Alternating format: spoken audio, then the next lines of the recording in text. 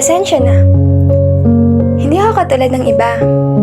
Kung inakala mong kaya ko na makipagsabayan sa makamundong iyong nakasanayan, pasensya na, sapagkat nasanay akong tumayo mag-isa.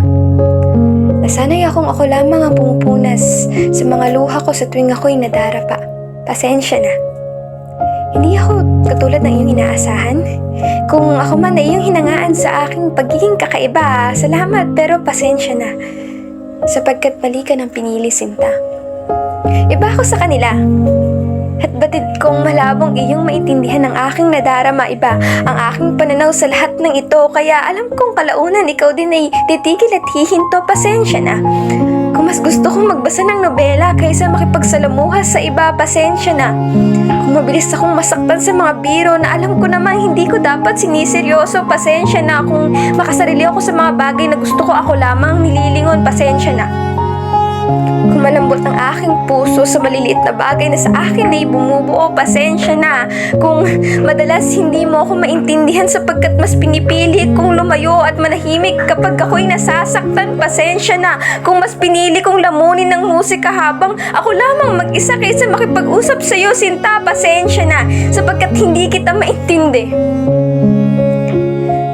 Dahil kahit ako'y hindi ko magawang intindihin ng sarili, pasensya na. Ako'y naging huwad sa pagharap ng totoong sinasaad ng aking damdamin. Kaya sa mga papel at panulat ko na lamang binabaling ang lahat, pasensya na. Kung magkasalamuha tayo ng mga gusto at paborito, magkaiba tayo ng buhay na ating pinapangarap para sa hinaharap, pasensya na kung sa akin kay napapagod. Hindi ko naman gustong maging ganito. Pero ito ako. Kaya pasensya na. Dahil sa mga karansang ito, ang bunga. Pinilit ko namang magtiwala ulit. Maniwala ka. Ngunit pasensya na. Dahil winasak nilang ulit. Hanggang sa natakot na akong sumugal muli at napagod na akong magbilad ng unan dahil sa mga sakit, ay mistula akong sinasaktan at sinasaksak habang magawa. At magawa kundi wala na akong magawa. Ang umiyak at humikbi, tumingin sa salamin at sisihin ang sarili at umiyak muli. Kaya pasensya na kung akong iyong napili ay mahirap intindihin.